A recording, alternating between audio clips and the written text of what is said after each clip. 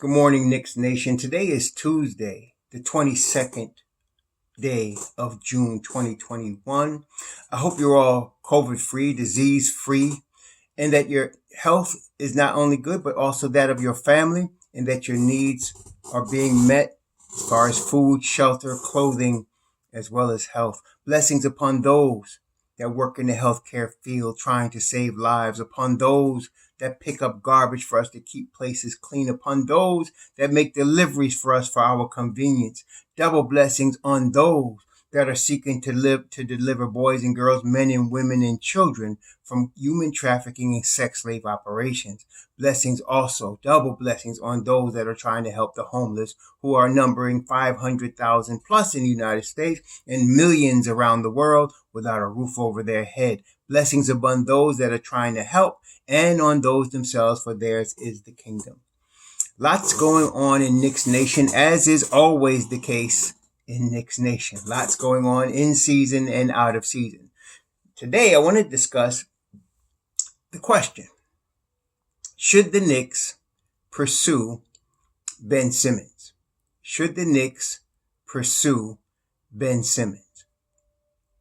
Now, let's talk about Ben Simmons for a second. First of all, he plays in Philadelphia. Aside from New York, the Philadelphia fans are the most intense, are the most viral, and can be the worst in terms of overreaction. And the media, when it adds to that, can make something that is not as bad look terrible, something that's not as great look unbelievable. Okay? So the overreaction, you have to pay attention to the overreaction, both in the media and the fans. And I think this is the case here. So let's talk about Ben Simmons. Number one, Ben Simmons. He's going to be 25 years old in July. He just completed his third year, or is it his fourth year? He completed his third year, I believe, in the NBA. His first year in the NBA, let me take a look here. No, he just completed his fourth year in the NBA. So he came in 2017, 2018. That year, actually he came before that, but he was hurt. He had I call it the Philadelphia curse. There was from Ben Simmons and Joel Embiid and others, Zaire Smith, that for some reason their first round picks kept getting hurt and missing an entire season. Philly was going through that for a minute until it was just broken actually by, I'm glad nobody's saying anything, but Tyrese Maxey actually was the first round pick in a minute that didn't get hurt in his rookie year, missed the season. But Ben Simmons missed his first season. He came in his second season and actually has been quite the Iron Man in his second season. Has been quite the Iron Man in his second season. And since his second season, he has very rarely missed a game. In the 4 seasons that Ben Simmons has played, he's been an all-star 3 times. Okay, so let's say that's subjective, right? Because fans vote that. He's been all NBA defense twice. He's been all NBA once. And of course, he was rookie of the year and all rookie, first team. Okay? This guy's 24 years old. During the 2019-2020 season, I remember Embiid got hurt and basically was Ben Simmons running the show. And they won like 17 out of 19 games during the course of that season with him running the show. Okay? So you're talking about a guy that's been an all-star, that was all NBA. That means one of the 10 best players in basketball. All NBA defense 2 times, including this past season. Okay? That's a star. That's actually a superstar. So how do you go from that to a scrub? You don't. So what happened? Ben Simmons' career stats: 16 points a game, 8 rebounds, 8 assists, 56% from the field, and he shoots a career 15% from 3 and 60% from the line. That's his stats. Okay? Now, far be it from me to say that Doc Rivers is a bad coach. Far be it from me. Doc Rivers knows more about basketball and his little pinky than I know of my whole body. Okay? I'm just going to say that. But, and of course, he has won a championship in Boston.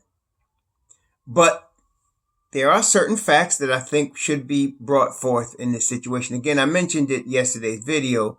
He did coach a stacked Clippers team and could not get it done. Okay, a stacked team. He was coach and president at one point. Then, that's not a good mix for any coach, as Tom Thibodeau knows. And so he became just a coach. He had a stacked team, great players, Hall of Fame players in their prime, and couldn't get it done. Okay, and I want to say this. Sometimes, well, let's look at a little bit more history, related history, Knicks related history. I don't remember if it was Hubie Brown or John McLeod, but there was a coach. I think I'm not sure which it was, but when the Knicks had Patrick Ewing, they had already drafted Bill Cartwright, and so they were trying to figure out how to play both of them. See, this is why you don't draft players in the same position. I know that people say just stack the talent up and let it take care of itself. It doesn't always work that way. So in order to try to play both of them, they started trying to play Ewing at forward. I know that sounds crazy, but they actually did that. And it was a disaster. Okay? Because he's not a forward. He looked terrible. Okay? He's not a forward. David Fizdale tried to make Julius Randle a point guard. It was a disaster. What am I saying? What I'm saying is great coaches put players in the best position to be successful. And if you have a prodigious talent like a Ben Simmons, you have to put him in a position to be successful. Now, what's the difference between the Ben Simmons that I just used all these accolades, these awards and these honors that he has gotten in his first 3 seasons, and the Ben Simmons we saw this year, when his win shares were 30.4 for his career and only 6 this year? It's not that he missed games. He played 58 games this year. Okay, so he missed 14 games. Maybe it was, and I don't think he was hurt. It's probably COVID protocol, because this guy is pretty Iron Man, right? 6'10", 240 pounds, handles the rock as the point guard. He is elite on the defensive end. Elite. He's elite for his size at handling the rock and distributing. But he's a terrible shooter. So what do you do with a guy like that? I want to tell you something. If you put a guy like Ben Simmons in a Mike D'Antoni offense. See, Mike D'Antoni gets all shooters. He spreads the floor with shooters and gives the ball to his point guard.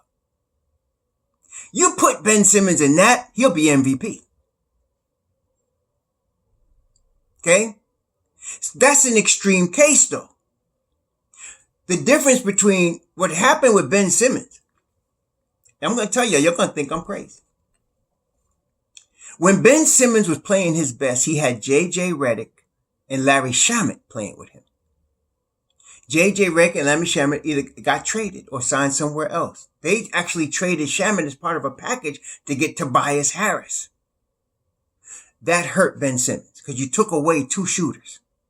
Now they had Seth Curry, but he's the only consistent shooter they got. Because Shake Milton can shoot, but he's not consistent yet. I think he's just young. I think he needs some more time. But they don't have enough pro-level shooters around him, and so they don't run as much as they should. And when you're playing half court without shooters, they're going to force Ben Simmons to be a jump shooter. Okay? They're going to force him to do that, to be a shooter, or they're going to foul him. Now, you add that, the guy is 24. Okay? And I believe Doc hurt homies. He hurt his psyche. See, players, as NBA players, and some of y'all that play ball know what I'm saying.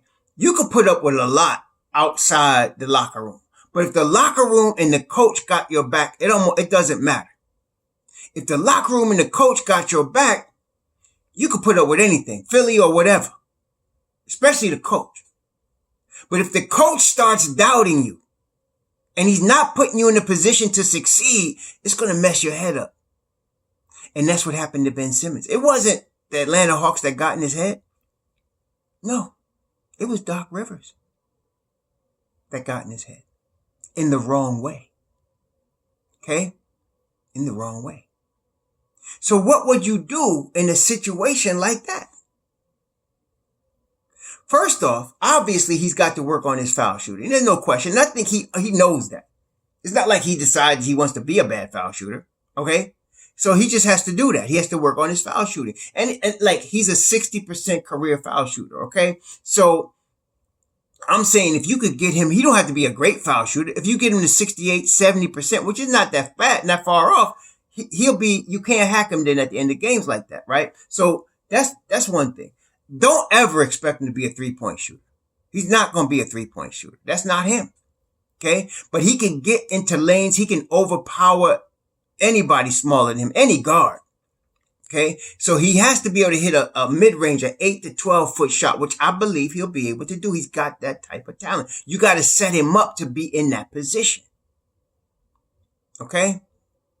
So you surround him with shooters, even Joel Embiid. Joel Embiid's a good 3-point shooter. I don't know his percentages, but I know he can shoot the 3 pretty well. So you kind of switch getting him and Joel Embiid from back and forth off the block. You make Ben Simmons and Joel Embiid like you make them the pinch post guy, on a triangle type offense. And then you're playing him now from foul line in.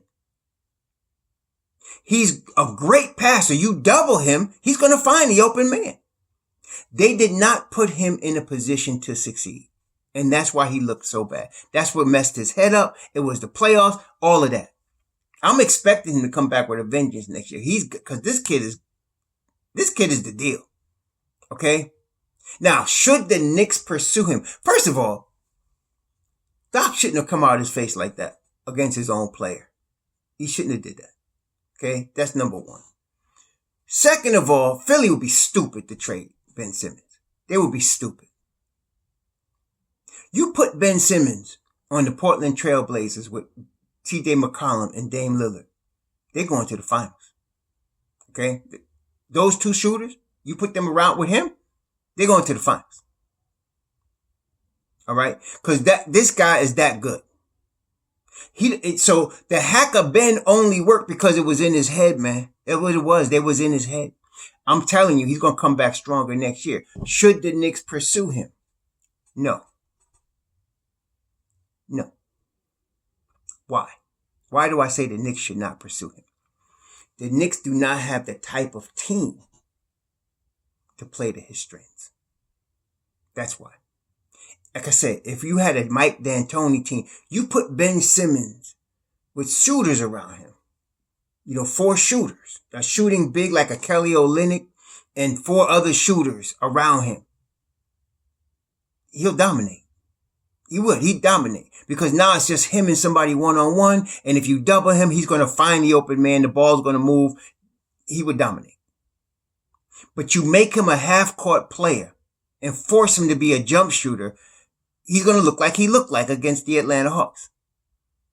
Okay? He's not in the best position to succeed. And if they try to make him a jump shooter, I would not make him shoot a jumper. Don't shoot it even if you're wide open. Use your height at 6'10" to back your way into the lane. He's very good at that. He's been doing it for 3 years. But people just discovering he don't shoot foul shots? Everybody knew that. But the Knicks do not have the personnel set up. It's not the style of basketball that Tom Thibodeau plays that would really help a guy like a Ben Simmons. It's not set up for that. You'd have to rearrange. That's why I'm mentioning Mike D'Antoni, because I'm expecting him to get a head coaching job somewhere. I mean, there's 6 openings. And I'm going to tell you what, D'Antoni's getting one of them.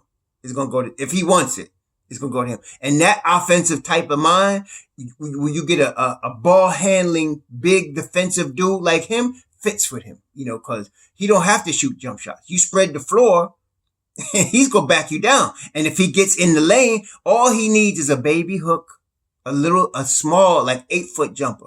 And I believe he's close to getting that. It really is not that far off. You give him that, it's lights out, baby. He ain't got to shoot no threes. It's lights out. You got to play to a guy's strength. Like some people are just like copycatters. Like for example, like, okay, so you got Jokic just the MVP, right? He's a 3-point shooting big, right? So everybody was like, well, we got to get, a big that can shoot. We need bigs that can shoot. But if you actually look at the playoffs, right? Look at the playoffs. Utah don't have a big that can shoot. Defensive player of the year, Rudy Gobert, he can't shoot. And they got to, look how far they went. They went farther than Denver. Okay. The Clippers don't have a big that can shoot. They got Zubac. They in the Western Conference Finals. The Suns don't have a big that can shoot. That's DeAndre Ayton. They in the Western Conference Finals. You see what I'm saying? You don't need a big that can shoot. You just need a team that plays to its strengths and plays basic basketball. That is great defense, rebounding, moving without the ball, and having the ball move. That's what you need. Okay? Now you play to your strength. If you got 3-point shooting, you throw you put the 3-point shooting up there. If you don't, you don't. Okay? It's not about that. Like all of a sudden now, Trae Young has developed into a superstar. He really has. And now everybody wants little guards. Come on, yo. That doesn't mean everybody needs to get a little guard. Now everybody's Trae Young. Go with Ben Simmons. He's not a 3-point shooter. But you don't need him to be a 3-point shooter to win a championship with him. You don't. You need to set up a team that works around him. Okay? Now, him and Julius were getting each other's way, I think. And then when you add Mitchell Robinson to that Mitch, it wouldn't work. It's almost like what they got now, see? Because Tobias Harris is an inconsistent shooter. Inconsistent. They overpaid him. He really is a third option on a good team. And if you ask him to be more than that, you're asking for trouble. So he got overpaid. I think they messed up getting Tobias Harris. I think they messed up right there. Okay. But because it didn't help Ben Simmons. That didn't open up. When they traded away Larry Shamet, that messed him up. Now they got this guy Korkmaz, but he's also inconsistent. They need some consistent shooters around this guy. Okay. You put some consistent shooters around. Give me another Seth Curry. Give me another guy like that can shoot the rock. See, they should have been somebody going hard after a Bogdanovich, that Atlanta guy. Imagine if Bogdanovich was on that team, with Seth Curry. Now you got some, Philly would probably be still playing. Okay. But that's what I'm saying. You got to give him a situation that he could be successful in and put him in a position to be successful. Don't set your offense up so that he becomes a jump shooter. And then don't mess up his head so that he can't even hit a foul shot already because he's thinking about it because you done mess with his head. And you're his own coach. You see what I'm saying? So, no. I wouldn't, it's too much money, okay, for us. 30 million is too much. He's going to get paid 30 million a year over the next 4 years. I think he's owed 140 million over the next 4 years. That's too much for us, I think, at this stage. We got to build around what we have. We got Mitchell Robinson. We got RJ Barrett. We got, Julius Randle. We got IQ, Obi Toppin. We got to build around these guys. Okay. And I don't think Ben Simmons fits. He doesn't fit. Like I said, he needs shooters around him. He needs shooters around him. You put some shooters. Like I said, he was at his height when JJ Redick was on his team with Larry Shamet because they could shoot. You know what I mean? Now you had Seth Curry that could shoot, like I said, but Tobias Harris is not a consistent shooter. See, if they had another guy that was instead of Harris, like Larry Shamet, they'd probably be better off.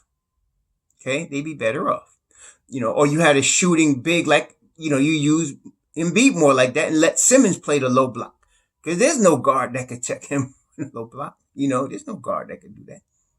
There's most forwards can. It's definitely small forwards. Ben Simmons is too strong. So they did not play him properly. This kid is no coincidence that he's all NBA 1 year, 2-time all defense, all rookie, all star, and all of a sudden he's a scrub. Don't get caught up in the hype, y'all. Don't get caught up in the hype. This kid's a star and he's really good. We just got to put him in the right position. I wouldn't do it if I'm the Knicks. I would not, because you'd have to disrupt everything you've been building. Okay. And that, too many fans are ready to do that, just to disrupt everything. No, no. Part of a winning formula of championship teams is continuity. Players that are used to playing together, that know each other. Okay. That's what you need if you want a long-term sustainable winning program. Long-term sustainable winning. Okay. You got to have guys that know each other, that play together. Now look, here's Milwaukee, right? They've been knocking on the door for years and never got through. But they kept their crew intact. They still got Giannis. They still got Middleton. They kept those two guys, and they built around them. They went and got Drew Holiday. He played with them. This is his second year with them, and then, they built on that, and they went and drafted DiVincenzo. Now, they messed up trading letting Malcolm Brogdon walk, but they got DiVincenzo. He hasn't even played, and they're playing well. So, you need to have guys that are familiar with each other for at least a couple of seasons. Lopez, this is his second or third season with them. So you gotta have that. You gotta have that continuity. So the Knicks just now, this is the first season that we're having a culture where that could be the case, and I don't want to mess it up. So that's what I'm saying. There's players that are untouchable, not because of their talent alone, although that does play into it. It's because of the sake of continuity and the change of culture that you're claiming you want. You can't keep having that, talking about trading RJ Barrett or trading Julius Randle or trading Mitchell Robinson. You're not developing any continuity or culture doing that. What you're doing is playing NBA 2K, which is what the Knicks have been doing for years, which is why we've been losing for years. Okay. So now we got a culture where we're actually developing our players, the guys we draft. Draft well and develop well, and you'll be a long-term sustainable winner. Okay. That's what we're looking to do. So, Ben Simmons is too expensive, and he doesn't fit our present team that we have right now. We have to break it up. RJ Barrett is not the jump shooter. Okay. Julius, shown that he could be, but Mitchell Robinson is not. Okay. So that would kind of clog up. You need somebody you need to run small ball for Ben Simmons, or at least have a big that could shoot like an Embiid. Somebody that's so versatile. Embiid is, he's the deal. He's top 5 players in the league. And so, a guy like that, he can shoot, he can play on a low block, he can do everything, so you can use him with Ben Simmons. If I'm Philly, I'm starting over like that. I'm trying to trade Tobias Harris, and I'm trying to get some shooters, either through the draft or from trade. I'm trying to get some shooters. That's why I thought they would take Terrell Terry out of Stanford last year. I mean, they got a good pick when they picked Tyrese Maxey, but Tyrese Maxey's not a shooter. He's just a ball player. He can ball now. But I thought they would get Terrell Terry because, he's a shooter, and they need shooters around Ben Simmons. So I expect them to keep Ben Simmons, if they got any sense at all, and get some shooters around him. And then, of course, work diligently. It's already been announced that he's not going to be playing for Australia this summer. He's going to be working on his game, which is a commitment that you want to see from a guy like Ben Simmons. Like I said, his foul shooting, he's going to be working on I would not worry about the 3-point shot. I would be more working on that 8 to 12 foot shot, baby hooks from the left, baby hooks from the right, little jump shots, turnaround jump shots, because he's going to get over smaller people. And then you set your offense up to get him those opportunities, and you'll be successful, as he has already shown. Just like I said, Doc Rivers is the real difference here. Since he's come to town, Ben ain't been the same. Okay. In that case, they probably going, they might have to look at trading Ben if Doc Rivers ain't going nowhere, unless Doc Rivers changes the way he coaches. And I don't think that's going to happen. So either you got to get shooters and let Doc Rivers understand this is how you got to unleash this boy, or you might have to trade him to a team that will understand how to do that. Okay. I don't know. I hope he stays in Philly, but wherever he goes, I feel like Frank and him is the same, because they're misunderstood to me. And Ben is more so because of his resume. So if they trade him, I hope he goes to a team that knows what they're doing and surrounds him with the players that's going to make him successful. You put him in that situation and you could go to the finals with Ben Simmons. But I don't think the Knicks should go after him. I'm going to put out a video tomorrow or Thursday, depending on my time schedule. But we talked about the possibilities of the Knicks in free agency and the draft. I want to put it all together tomorrow to show what I think the Knicks should do. Not necessarily what they're going to do, but what I think they should do in terms of the free agents that are available and in terms of the draft. We'll talk about that tomorrow, but we need to build. The theme is we need to build on the continuity we have already established with the players we have now. That's why we're gonna get some more. We should get some more youth, but we gotta keep some veterans also.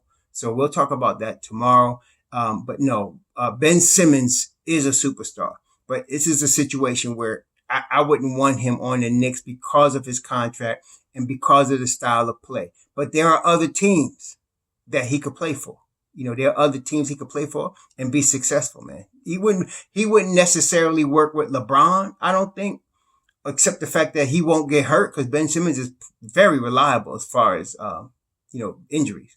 After he hurt himself before he came to Philly, he hasn't really been hurt that bad since, but I don't think he worked with LeBron, but there's a number of teams you could get. You put him on San Antonio, you put him on Miami. You will have something there, especially like a Miami. They already got shooters. You know what I mean? So you get Duncan Robinson out there. You got Kendrick Nunn out there. You got the kid from Kentucky, Hero up there, whatever his name is, Tyler Hero. You got all of them cats that can shoot the rock. You put Ben Simmons in the lineup like that, they're going to be problems, right? So that's what I'm saying. But we'll see what happens. But anyway, Ben Simmons is a superstar. He's been mistreated. He has been put in a position to be successful. He's very young. And you haven't seen the best of him yet. He's not even in his prime. He's still got 2 or 3 seasons before he reaches his prime. So people stop tripping, right? That's what I'm saying. Stop tripping. But not for the Knicks. Not for the Knicks. Right? Tell me what your thoughts. I know you're going to let me know, but tell me what y'all think. No, we don't give up the whole team to try to get him. Unless we're going to, I don't want to do that. That's not the current new culture. That's not it. Okay? Shalom.